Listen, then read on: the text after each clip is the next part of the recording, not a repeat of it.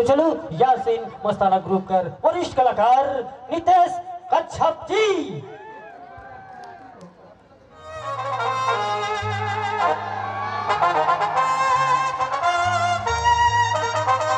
आपके साथ सबके जोहार, सबके नवरे मन कर अपन कार्यक्रम मेला में उपस्थित तमाम हमारे भाई मन के सबके तहे दिल से जोहार।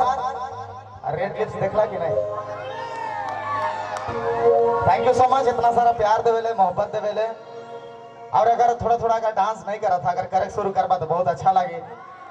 होवी हल्का हल्का होवी। चांद के तोड़ देबू सितारा के मोड़ देबू, चांद के तोड़ देबू सितारा के भी मोड़ देबू।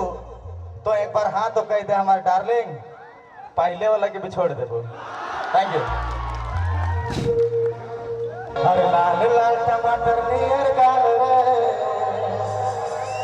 हर कोट छोड़ी बना रे बवाल रे।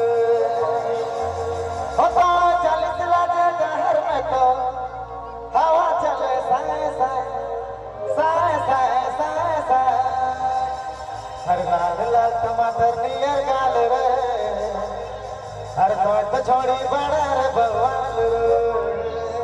क्या बात है, पर जोरदार